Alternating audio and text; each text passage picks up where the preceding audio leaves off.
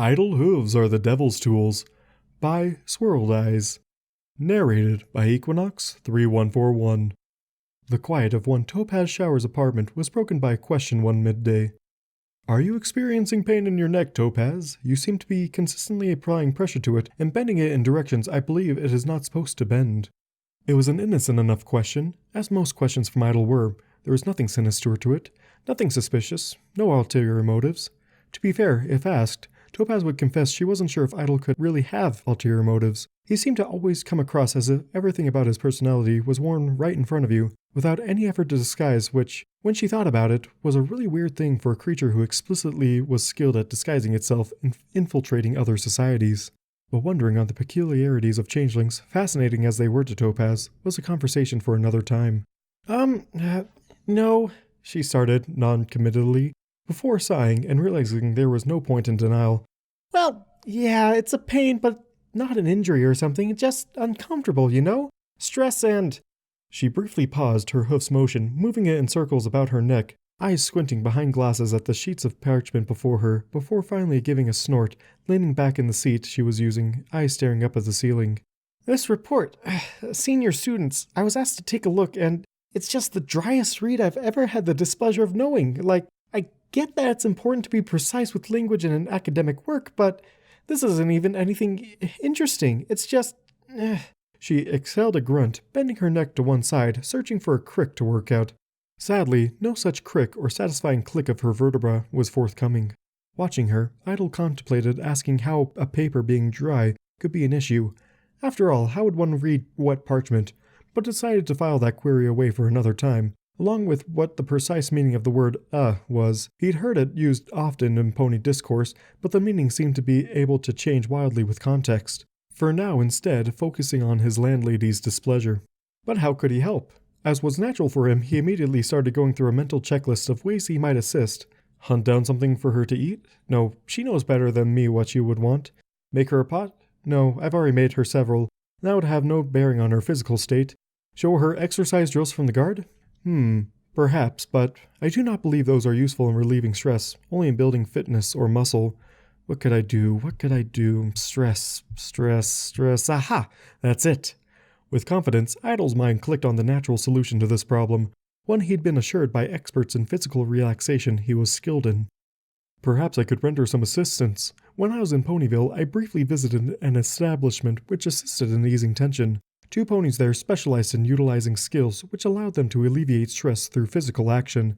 I learned of a technique there called a massage. Do you know of it? Idle would never consciously brag, at least that he'd admit to, but the hint of smug pride in revealing to Topaz something that he learned while abroad was unmistakable in his voice.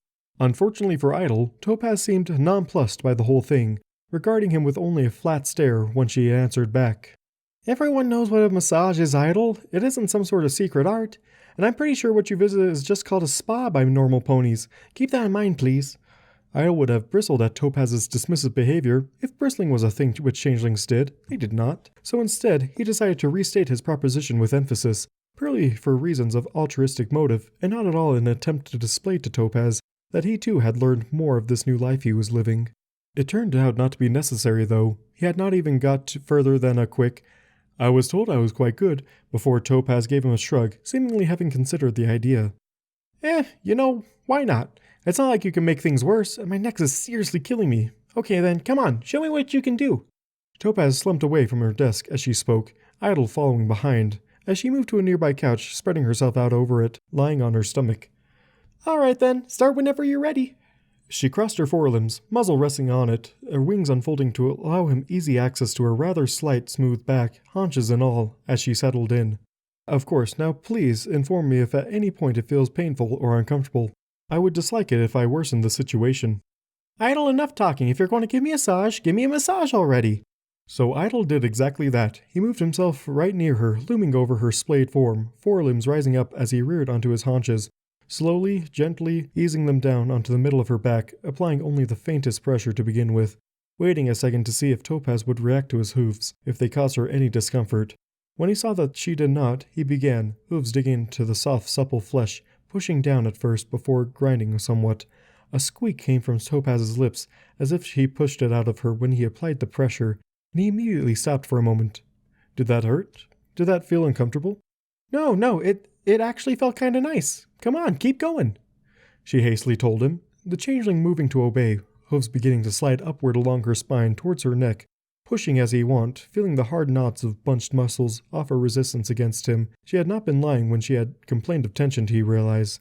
For Topaz, it was hard to describe the sensation, the sudden pressure on her neck. She meant to keep talking as he went, to give him a rundown of how it was going, but when she tried to open her mouth, all that came out was, "Oh," Topaz cooed, losing her train of thought all of a sudden, as Idol's hooves trailed down her spine. Not bad. That's pretty refreshing, actually." She gasped twice more as he reached her neck, her thoughts seeming to briefly leave her as he pushed down on the base of it, and she felt another low sigh come forth, her neck feeling like it was being kneaded into a soft dough, muscles melting till they were soft and limp. "You weren't kidding about being good at that." Oh, that was an interesting reaction her body was having to this. A quiver rocking through her as Idol continued, her lips briefly hanging open, and when she felt the shiver that had run down her subside, large eyes blinking rapidly, she realized she once again lost her train of thought. What was I saying again? Topaz was surprised to find that focusing was becoming difficult. Every time a thought popped into her mind, it was like a little bubble of soap, dripping and wet. But when Idol just applied pressure just here and there, the bubbles popped, taking with them whatever she'd been thinking of. He pushed in deep, hooves molding the skin almost like it was the clay he used for his pots. And then she feel that bubble pop. She somehow feel it in her head, hear it almost pop, pop, pop. And the next thing she knew, she couldn't remember what she was talking about, what she was thinking about. All she could remember was how good it all felt. "You were commenting on something that surprised you," Idol offered in his insufferably helpful manner, sounding no more invested in his massage than if he were observing the state of the weather or some other mundane fact, taking only a moment to let his hooves trail down to where her wings intersected with her back, pushing down, making the feathers on either wing flare up and grow stiff, as Topaz's neck arched up in response, the Pegasus biting down on her lower lip to muffle some strange sounds Idol could not recognize. "Oh yes, that's right, I was, She didn't get to finish that sentence either. Idol's hooves, that joke never gets old, pushing down now, at her haunches, moving in a circular pattern on either side of her, sending a spasm that made her eyes briefly feel like they were rolling like marbles in her skull. His hooves seemed to push past her coat, her skin, straight into the muscles, the nerves, every touch causing her to feel like she was some coil unwinding, growing loose and limp, muscles almost numb with pleasure, a tingling sensation like pins and needles but somehow good instead of bad, spreading through her, washing over her as Topaz found that somewhere during all of it she let her tongue roll out of her open mouth, her breathing almost like panting. "Idol, wait, I think maybe, we should." Perhaps it was because her words were hard to hear through all the muffled moaning, and she didn't help herself by gnawing on her own quivering bottom lip so much. He didn't seem not to hear her. As a result, he didn't stop, his hooves continuing to glide over her, doing things she'd never known a massage could do, kneading her like some lump of dough till she was nice and soft and oozing almost off the couch. It didn't help that she was distinctly become aware of another sort of warmth growing between her thighs, one she was sure she should be telling Idol to stop for, but found that her mouth seemed to have stopped working the way she wanted it to. Then, mercifully, Idol stopped. Topaz's chest rattled with a heaving sigh, somewhere between disappointment and relief, her whole body sliding almost, as if it had become some limp noodle of a thing, threatening to simply melt off the couch into a puddle. Thank goodness no pony had walked in on them to see what a misunderstanding that could have led to. Now she could gather her thoughts at last and asked him how he was so bucking good at. "Very well, I believe I now have an accurate awareness of your anatomy." Idol's voice cut through Topaz's thoughts like butter, freezing her up as she heard the next words almost in slow motion. "Now I can begin the massage." "Huh?" Topaz very eloquently asked. She had to blink twice. Had she really just heard what she thought she had? "What do you mean, now you can begin the massage?" Topaz couldn't describe the noises that came out of her mouth as Idol worked his magic, hooves digging into her back, finding places she'd never known existed, pressing down till it felt like his hooves were inside of her. Pop, pop, pop. And with every pop, Topaz felt as if her entire world was briefly nothing but the sensation of those hooves on her back, roaming as they pleased, touching as they pleased, and she couldn't muster a single care to give or protest. "Is this helping, Topaz?" "Yes!" she rather succinctly answered. The next day they would have to deal with red-faced and embarrassed glances from their neighbors for all the racket they made, but that was future Topaz's problems. Right now, for present Topaz, there is only one thing that mattered. Sleep, sleep, sleep. The mantra was, lamentably, not working, even when she tried to force it through grit teeth. Topaz grunted in annoyance before slowly, gently, gingerly, she began to shift from her side, easing into a sleeping position on her back, feeling the mattress begin to touch her end. Ah! She turned over onto her stomach at once, even the brief brush of the mattress on her back sending a shudder of pleasure through her that left the Pegasus mare panting somewhat, a wet spot on her pillow from some errant drool beneath her. Ah, this is stupid. Just do some mental exercises, Topaz. It's just a massage. A good one, but still, it's just a massage. It is not going to stop me going to sleep. She squeezed her eyes tightly closed, picturing for herself a calming, insect-laden grove, manually controlling her breathing, feeling her slight chest rise and fall with every inhalation and exhalation. It was just a massage. It didn't feel that good. It was just a massage. It didn't feel that good. She felt it working, felt her thoughts growing groggy, fogged over conscious, giving way to the subconscious. The sun was shining on her, feeling so good on her coat, lulling her as she felt the soothing, wonderful sensation of a pair of hooves begin to trace along her back. Gah! She was upright at once, blanket thrown aside, panting, short mane a mess, wings still flared out to her annoyance, having only somewhat began to droop. How? Why? What had made a changeling hoof so magical, wonderful, miraculous, heavenly, divine? All words which sounded too hyperbolic to believe, and yet, the memory of those hooves, of the magic they worked, had her here, unable to lie on her back, unable to sleep.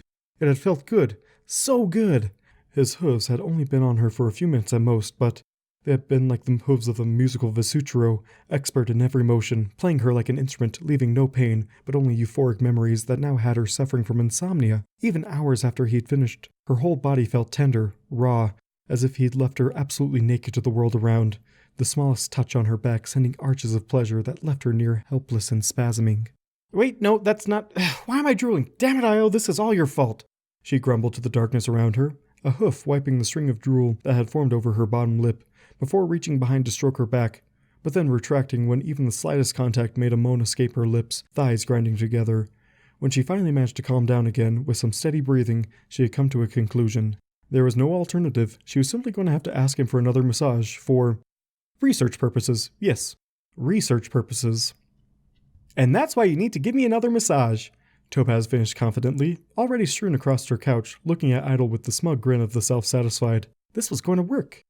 I do not understand. How does this relate to your field of study at all? Idol, who's the entomologist here? You are, he conceded. There is no arguing it. So who knows what is or isn't relative to my studies? You do. Again, he did not have any rational grounds to object. The logic of it was sound. Then shut up and hooves up. She stretched out on her stomach again, quivering with such excitement that she seemed like some filly waiting a present. Idol assumed it had to be because she had more important things to do and wanted him to finish fast. Well, if that was what she wanted. Very well, please take a deep breath and... Was that sufficient? Idol stepped back, forelimbs once more touching the ground, staring at Topaz past two wings standing ramrod straight in the air.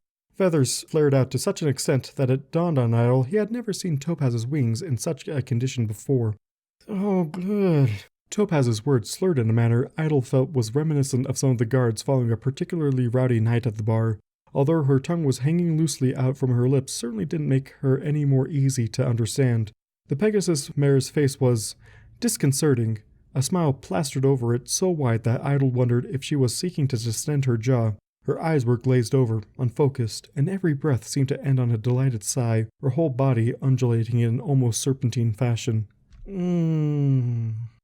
The damp spot beneath her chin, where the drool still currently leaking from her open mouth had accumulated into a puddle, was also concerning for Idol, as he was rather certain a Topaz would not normally lie with her face in a puddle of her own saliva, let alone on the couch, although the sheer intensity of contentment, satisfaction, and bliss that emanated off of her in waves made it impossible for him to conclude that she was in any discomfort or danger. Indeed, considering how good she seemingly felt, Idol wondered if he perhaps should offer such aid to his other stressed companions. After all, was the harmony ponies were so fond of not based in doing good to others? So, may I get going? More. Excuse me? He approached closer, finding it hard to make out Topaz's words right now, the syllables sliding together in her dazed slur. More!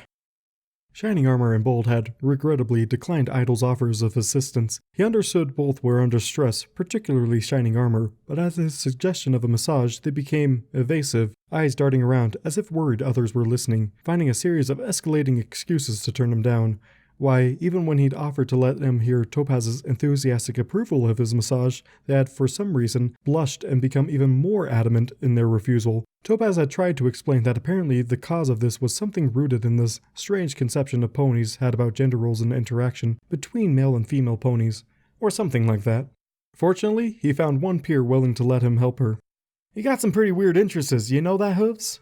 I mean, I ain't judging you, you do you, but massage ain't exactly what you think about when you look at a Royal Guard stallion, now is it? But what kind of friend would I be if I didn't help you practice your hobby, eh?" Wispy couldn't help but chuckle as the two made their way to Idol's chambers, the guardmare internally cracking up at how frank and serious Idol had asked to help her alleviate her stress. Another mare might have thought this was all some cheesy effort at a pickup line, but Wispy knew Idol better, rumors notwithstanding, and knew that the idiot was normally basically 100% literal and serious in everything he said. Besides, if news of this happened to trickle back to a particular stallion of the guard and motivate him to get off his big ass, then, well, who was Wispy to complain? "Alright then, let's see what you got, and don't feel bad if it doesn't help much, okay? I got nerves of steel and skin as tough as a crocodile, so just you do your best and I'm sure you'll do good," Wispy boldly proclaimed with a half smirk. She didn't do half smiles, oh no, half smirks, puffing out her chest as she did so. "After you." The two stepped in, closing the door behind them. Oblivious to the eyes that watched, the ears that heard, Moth Chaser. Oh, poor Moth Chaser. Always getting the wrong idea, always coming to the wrong conclusions. In the poor Bat Pony's defense, what exactly was she meant to think when she saw Idol Hooves entering his chambers, alone, with the lovely, vibrant, and charismatic Wispy at his side? See what he's got? Skin? Alone with her? In there? Oh, this has to be... Oh, no, I'm probably overreacting. Nothing to worry about. I'm sure I should just go back on duty. Yes. Moth Chaser did not go back on duty, something she would be punished for later. Instead, overcome with curiosity, the Bat Pony crept with signature stealth to the door, her ears twitching pressed against it, but the thickness meant she only caught bits and pieces of the voices coming through. "Armor's off, so where should I... on your cot?" "That should be. Say if anything hurts. Could you move your wings? I need to see your..." Scandalous! Completely against the sort of professionalism the Royal Guard should display. Why, Moth Chaser was incensed at such a flagrant violation of regulations. She should report them. That way they would be punished for not including her in their, for breaking the rules. And certainly no other reason at all. She glowered, not even noticing her one hoof digging into the ground so hard it was denting it. She had half a mind to fetch a senior officer when her ears perked, and detected a new sound. "Okay, so when you gonna start? I can't spend all day just waiting for you to... Oh, my sweet Celestia's juicy flanks!" Moth Chaser was, in truth, a sweet mare, an innocent mare, a sheltered mare. But even she could recognize what a moan was. Even she, at the most basic, primal, biological fact of her femalehood, knew what the sound of pleasure was, and, by Celestia, she had just heard it. "Is it good?" Only Idol could ask a question like that, in such a situation, and sound earnest. Moth Chaser was convinced that he could only be so dispassionate about it all because his sheer list of conquests must have made him, by now, apathetic and immune to even the most brazen displays of nudity and salaciousness. "That's bucking amazing, that's what it is! Ooh, where did I? It doesn't matter! Oh, Bucky, yes, there! Mattered, ooh, don't stop!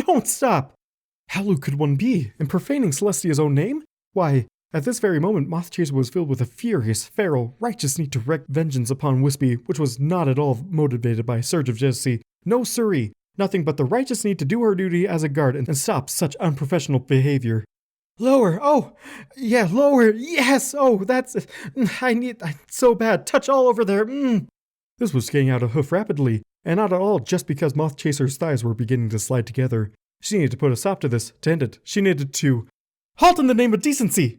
In retrospect, it was not the best, nor most intimidating opening line, but as Moth Chaser threw open the door and stepped in, she was preoccupied with more important things. The sight before her burned itself into her retina.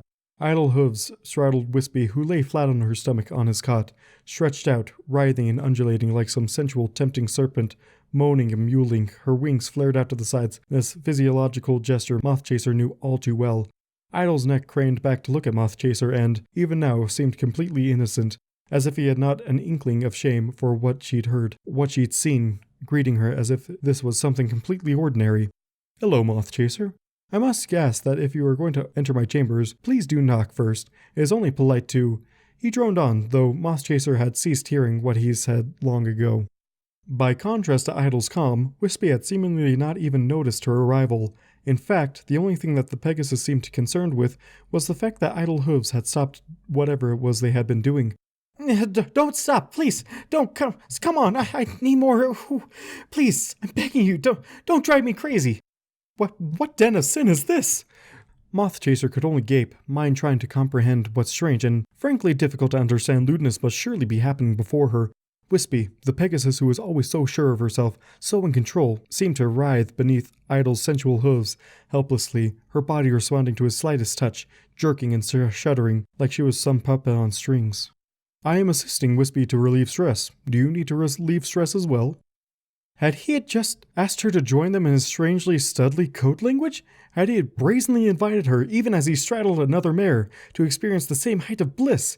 What rudeness! So uncouth! The arrogance! The audacity! Did he think he could just seduce her with some blatant question?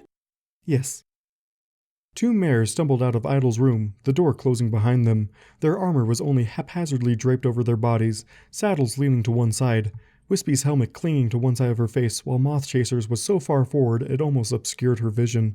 They didn't really walk, so much as stumble out, woozily, swaying from one side to the other, as if they were dizzy, struggling to walk straight. Walking in a straight line seems like such a chore now. The world had been turned upside down and inside out. The red flush tinting both of their coats only added to the impression that they'd gotten themselves sodding drunk. Certainly it didn't help that every time their armors even somewhat grazed along their backs, they froze and went rigid, stock still, biting down on their lips to keep from moaning, releasing panting breaths in the aftermath, chests heaving from the strain. Moth Chaser was still trying to comprehend it, to compute it. What had happened? One moment she had been lying down, confused, starting to realize that things were not what she assumed, and then the next, pleasure. Indescribable, white-hot pleasure of a sort she'd never known. How had he even done it? She wasn't sure. He placed his hooves down on her haunches, trailing her spine, and then everything went white. Her entire world had become, for a few minutes, nothing but ecstasy. Even now, neither she or Wispy had the wherewithal to even brush the chains of drool that hung from their quivering lips. "We, got to keep this between ourselves, right? We, can't let any other pony know, right? Can't, let them still, not let them, tempt Idol. Yes, we can't, can't let anyone know. We have to, for his own good." The two mares had an almost telepathic link, as if they had both come to the same conclusion at the same time, nodding as they headed towards a desperately needed shower. The morning was filled with soft bird song, the royal gardens of Celestia's palace playing host to a beauteous scene. The reigning alicorn of all Equestria sat perched about a white table laden with goods, sweets, and tea. Her young niece by adoption, the beautiful Princess Cadence, sitting opposite her, tricolored mane, lustrous and shimmering, streaming down her svelte back, cresting over a rounded, thick pair of flanks. Cadence broke the tranquil silence first. "You know, I've actually been hearing this strange rumor, Auntie," Cadence said over a cup of tea, watching her aunt scrutinizing her, looking for any tell or signal, her shimmering eyes so beautiful and yet, at the same time, possessing a quality for perception which exceeded almost any others. "That's nice, dear." The older alicorn seemed rather uninterested, though, eyes parsing over some or other newspaper, even as she fed herself cake. "Indeed, it's about that Corporal Idol Hooves, remember? The rather odd one?" No reaction was evident, so Cadence pushed on. "Apparently I've heard he's been secretly running some sort of lewd parlor from his room. Not that I believe such a thing, of course." Her mane was tossed behind her in a calculated move of indifference, shining and sparkling as it did, the sort of gesture which would normally have crowds of stallions and mares gawking in awe. "I'm sure it's just the usual nonsense, rumor-mongering, you know. I'd pay no attention to it." Cadence's eyes narrowed, noticing the tiniest slip-up, the brief dip of a cake-laden fork which hovered in her aunt's grip. "Yes, nothing." She sipped her tea ominously. "Really, Auntie?" Cadence tried to keep the smugness from her voice and grin, albeit she didn't try very hard. The beautiful pink alicorn princess leaned against the wall of the chamber, eyes watching the generous figure of her aunt splayed out, Idol standing on one side, hooves at the ready to tend to all that alabaster flesh. It's not what it looks like. It's just a massage. Celestia's head rose up alarmingly fast, her voice tainted by only a hint of desperation and shame, the red blush vibrant on her white coat. That is correct. What would it be other than a massage? Cadence ignored Idol's charming obliviousness with a giggle, striding next to him and patting his head with one hoof, as if congratulating a pet. Her eyes slid back to Celestia, a predatory gaze on them like a cat playing with its food. If you wanted a massage, we could have organized for some masseuses, you know. There's no need for all this cloak and dagger nonsense. I, too, did wonder that. Surely there must be ponies far more worthy than I to tend to you. Idol, not now, please. The princesses are speaking. Cadence silenced his usual rambling with a hoof to the mouth, as Celestia gave an adorable filly-like whine, as if she'd been caught doing something naughty by her parents. I didn't intend to go for it like this. I asked Idol once and, oh, Cadence, you don't understand. It feels so good. I couldn't stop.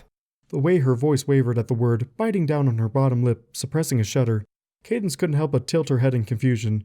To do something like that to her aunt, how good could it be? Oh, come on, Auntie, this is too rich. A massage? Really? Cadence had to suppress another snort, although watching her normally prim and proper aunt blush was rather cute. You honestly expect me to believe that you've been acting this silly over a massage? Celestia groaned, covering her face with her hooves. It feels so good. So good. I couldn't help it.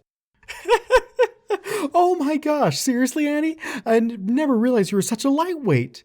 Now Cadence couldn't hold it back anymore, bursting out into gales of laughter, Idol still with her hoof on his mouth, looking between the two alicorns, and just assuming his confusion was due to them discussing matters far too important for a being so lowly as him to understand. Lightweight? An eyebrow twitched threateningly on the elder alicorn's face. You would not even last a second if he had massaged you, dear niece. The laughter died at once. The pink alicorn lowered her head till it was inches from the others, eyes locked. Is that a challenge I hear? Celestia grinned. Trap sprung. No challenge. Just a fact. Someone as delicate and sensitive as you couldn't possibly take it, Celestia said, voice laced with faux concern, something she had many moons of practice with. Cadence gave a derisive snort, her nostrils flaring. Challenge accepted, and I want you to watch, Auntie. I want you to see exactly how much of a lightweight you are compared to me. Agreed. Idol wants massagers both. Whoever can endure it without showing any sign of enjoyment wins. Agreed? The competitiveness of both alicorns had been soaked now, royal egos on the line. Celestia and Cadence locked horns, not even looking at Idol as they laid down the terms of their duel. Agreed. Idol was not asked if he agreed. Oh, Cadence had whispered in surprise, but that whisper soon gave way to a much throatier, huskier noise. Oh, yes! Not a bit of acting, not in the slightest. The second his hooves had touched her back, it was like nothing in the world. Determining who had lost first between Celestia and her was next to impossible at this point, what with how their moans had blurred together into one sound. It hadn't been easy either. Idol was forced to clamber up on top of the two alicorns, standing with two hooves braced on one, two hooves braced on the other, mounted on their backs in a rather ungainly fashion as his hooves had begun to dug into their backs. Perhaps unsurprisingly, the two princesses on whose shoulders Equestria's fate rested held more tension in them combined than all of Canterlot's, and thus when Idol began to knead that tension out of them, well, there is an enormous amount of tension contained within you both, he stated plainly, as he was wont to do. If it would please you, might I release it? No objections from me, Celestia wiggled and writhed under his touch, her ponderous, round, jiggling flanks rippling as his back hoof ground into them like they were white clay. Ooh, do whatever you want, just don't stop, Cadence added, her tongue lolling out of her open mouth as she felt her eyes go squint, rolling to meet each other at the center of her head. So good. This was a massage so deep it touched the bottom of the ocean and kept right on going. It felt like every muscle in their back was being loosened up, draining away liquid tension that had built up for years and years and years. It was like they were clay and his hooves were those of a potter, taking all that tension and stress away, molding it and shaping it into something new, something better. Oh, in mine own name, it feels so good. Celestia released a breath as if she had been holding it in for centuries, letting her face drop down onto the pillow with a dopey, idiotic, vapid grin, not an ounce of intelligence showing as her eyes began rolling upwards towards the roof. Your name? In my name, thank you very much. Cadence countered with even a soft pop made her go rigid, face freezing up briefly in a rictus expression of bliss, a sparkling chain of drool oozing down from her chin with a before she seemingly limply dropped with a coo. Cadence didn't even notice the way her haunches reared up as Idol's hooves sank in deep, tail flaring up, pushing herself against him as if wanting him to go even harder, flinging herself into it, aching for it. It felt to the princesses as if her entire person had become nothing but the sensations coursing through her from Idol's hooves, every nerve ending in her body firing non-stop, waves of bliss that seemed to be washing over any conscious thoughts. For that moment, the princesses didn't have to worry about their kingdom, their ponies, their burdens. They were briefly lost in being nothing but the joy of Idol's hooves, helplessly moaning, their senses at his mercy, their only liberty to observe and feel the debilitating euphoria of it all. Cadence's mouth hung open, a puddle of drool forming beneath her, as Celestia's beside her buried her face deep into the pillow. It was almost unbelievable how good it felt, and yet... Alright then. Now I think I can begin the proper massage. Alicorn anatomy takes a little time to get used to. I see you can endure considerably more pressure than a regular pony, but I believe I should be able to start the massage. I hope it is to your likings, your majesties. Did that help? He asked when it was all said and done, filled with that satisfaction, that contentment that came from knowing he had done his duty and he had done it well. Idol turned to look at the sight before him. Twin alicorns lay spread eagle on the cot. Tongues hung from their open mouths, expression of absolute joy. Manes were mussed and draped over, panting breaths and moans escaping them, and absolute contentment and relaxation emanating from them. A job well done if he had ever seen one. Came Celestia's highly coherent reply. Celestia slurred in agreement. True, they were making strange, high-pitched sounds and seemingly muttered in gibberish, but Idol dutifully simply assumed that this was because they were busy with some or other conversation far too advanced for a lowly drone such as him to comprehend. Still, Idol's eyes were drawn to their wings again.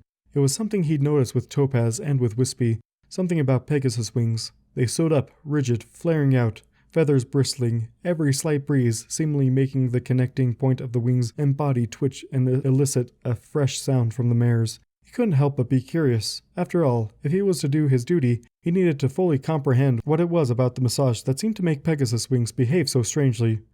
Please continue your conversation. Do not mind me. I just wish to examine your wings briefly to understand. He was still talking when his hooves brushed their wings, merely brushed them, and learned firsthand just how sensitive a Pegasus' wings could be. Oh!